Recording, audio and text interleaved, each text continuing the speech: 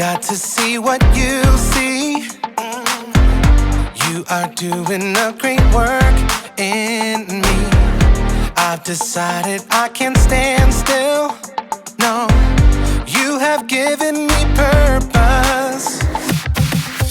All my heart is yours.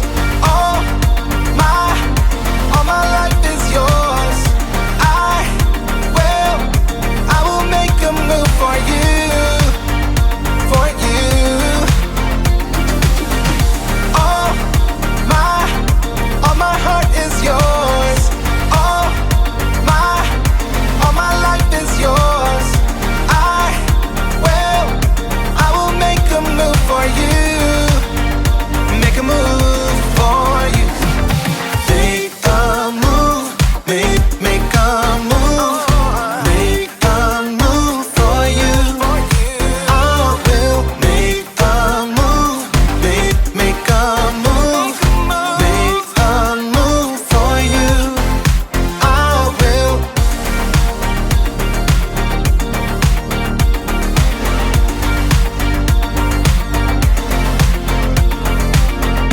I'll take up the call to serve you. You have given me a job to do. I wanna love the world just like you. Yeah, you have given me purpose. All my heart is yours. All my life is yours. I will make a move for you, for you. All my heart is yours. All my life is yours. I will make a move for you.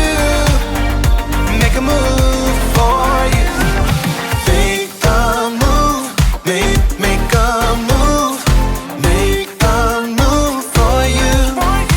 I will make a move, make a move. Make a move for you. I will.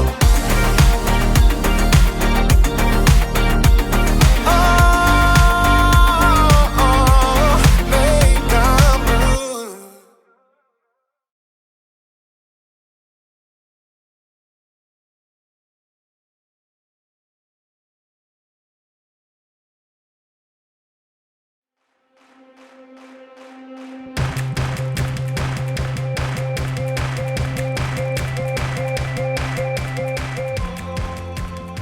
Hello, people of Earth! It's me! Jacob! Oh, there it is. That's how I... Nope, that's not it, Jacob. Okay. Okay. Nope, it's back on again. Okay. And I am ready for launch. I mean, not really. I don't actually have a rocket or anything, but I am ready for initiative. Initiative is seeing what needs to be done and doing it. Astronauts are really great at showing initiative. When they see what needs to be done, they don't just ignore it. They do something about it. They even have this thing they do before every launch. It's called a status check, and it works like this. Rocket fuel, check. Oh. Rocket fuel is a go. Red switchy thing, check. Red switchy thing, red switchy thing is a go. Power thrusters, check. Power thrusters. Power thrusters are a gross. I can't check the power thrusters because somebody left a dirty sock here. Well, can you move the dirty sock? I mean, I could, yes, but it's not mine. I didn't leave it here. And so I don't think it's my job to move the sock. I suggest that we halt the launch until whoever left his sock here comes and gets it themselves. Copy that. Holding launch for a dirty sock. Good. Roger that. I wonder how long I'm gonna have to wait for someone to come get this sock. Probably gonna be here for a while. You know what? Today's story is about a guy who saw something that needed to be done, and he did something about it, even though it wasn't his responsibility. Sounds like a great guy. Will somebody come get this sock? It smells. Some people, am I right? Ugh.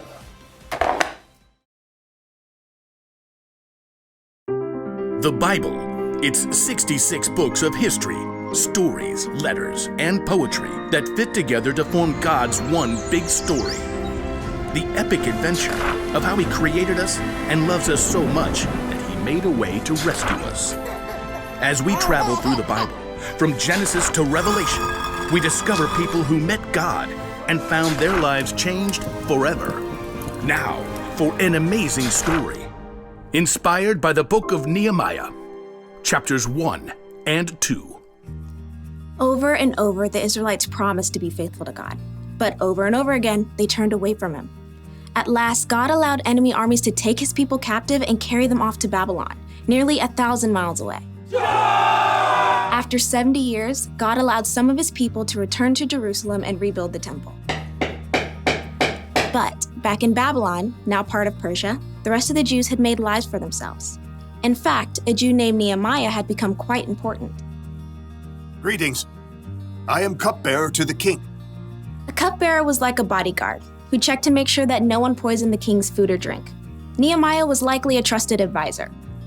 Your Majesty, may I suggest the date pudding? But though it was nearly 150 years since the Israelites had left Jerusalem, Nehemiah's heart was still in his homeland. When his brother Hanani returned from his trip to Judah, Nehemiah had a chance for some news. Brother, how are the people left in Jerusalem? Some are still alive, but they're having a hard time. Oh no. The wall of Jerusalem is broken down. The gates have been burned with fire. People are ashamed. That's terrible. A city without walls could never prosper. The people would always live in fear of being attacked. I'm sorry to bring such bad news. No, I'm glad you told me. Dismayed, Nehemiah sat down and wept. He couldn't even eat for several days. Instead, he poured his heart out to God. Lord, you are a great and wonderful God. See how your people are suffering. Please listen to me. I'm praying for the people of Israel. We Israelites have committed sins against you. We haven't obeyed the commands you gave to Moses. Nehemiah reminded God of the promise He made to His people. You said, if you people are not faithful, I will scatter you among the nations. But if you return to me, I will bring you back. Lord, please pay careful attention to my prayer. Give me success when I bring my request to King Artaxerxes. For 4 whole months, Nehemiah prayed daily to God. He knew before taking action, he needed to listen and prepare. At last, he was ready. Your Majesty. Anyone who came before the king was supposed to appear happy. But for the first time, Nehemiah allowed his true feelings to show. Oh, why are you looking so sad? May you live forever? Why shouldn't I look sad? The city of my people has been destroyed, and fire has burned up its gates. The king could have been annoyed and ordered Nehemiah to be punished. But God moved his heart. Well, what do you want? Nehemiah prayed silently for the right words. Send me to Judah. Let me go to the city of Jerusalem. I want to rebuild it. The king frowned and glanced over at the queen. At last he said, How long will your journey take? When will you get back? Precisely as many moons as are required. Fair enough. Dismissed. Nehemiah turned to leave, but he knew there was more he needed for the job. If it pleases you, may I take some letters with me? I want to give them to the governors west of the Euphrates River. Then they'll help me to travel safely. Done. Oh, and a letter to the caretaker of the royal park? So he'll give me logs for the wall and gates and a house? What next? A whole escort of army officers and horsemen? That would be fantastic. Fine. All of it. Get on with it. God had given Nehemiah such favor with the king that he had everything he needed for his long journey to Judah. At last, Nehemiah had reached the city he dreamt of his entire life. Jerusalem. Though Nehemiah was overjoyed by the first glimpse of the city, it must have been difficult to see its crumbling, broken down walls. So much work to be done. But Nehemiah didn't tell anyone his plan at first. On a bright moonlit night, Nehemiah snuck out with only a few others to see the full damage to the walls. We have to know what we're up against. Nehemiah traveled by donkey. With a few trusted friends, they left the city through the broken valley gate. Let's head toward the Jackal Well. At last, Nehemiah got a clear picture of the devastation. Jagged piles of rock lay everywhere. The gates were gone, with scorched, gaping holes in their place. It's such a big job. Only God can do this. Nehemiah circled what was left of the wall, heading up the Kidron Valley and at last returning through the valley gate. The next morning, he called together the priests and nobles and officials. You know, I've come to visit my people in Jerusalem, but that's not the only reason I'm here. Nehemiah gestured to the jagged remains of the wall, visible from where they stood. You can see the trouble we're in. Jerusalem has been destroyed. Fire has burned up its gates. Tell us something new. Come on. Let's rebuild the wall of Jerusalem. Then people won't be ashamed anymore. Well, I mean, that's something to consider if you think about this. Our grandparents tried that years ago. But God has been helping me. He gave me favor with the king. He'll help us complete the work. So who's in? Well, me. I'm in. Me too. Let's start rebuilding! God moved the hearts of the people to help Nehemiah, and together they began the gigantic job of repairing the walls and gates of Jerusalem.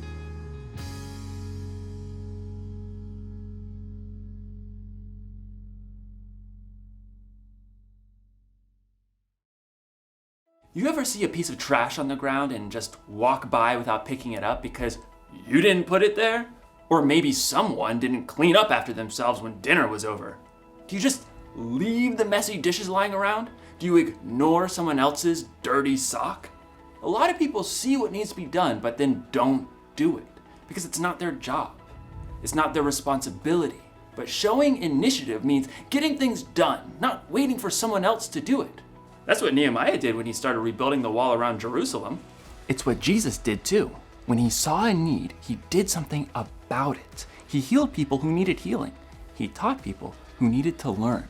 And Jesus took care of our greatest need when he died on the cross for our sins. So, if you want to show initiative, don't just see what needs to be done, do something about it. Do a status check. Do you see any dirty dishes? Dirty dishes. Oh!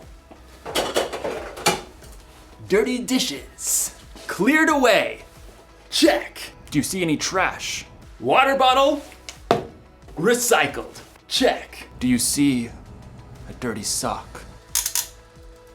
Dirty socks cleared away, even though it's not my job. Check. Here's the one thing to remember today. Don't wait for someone else to do what needs to be done. Initiative takes a lot of work for sure, but it's worth it. It helps you, it helps other people, and it helps the world. And maybe, just maybe, it can help the universe.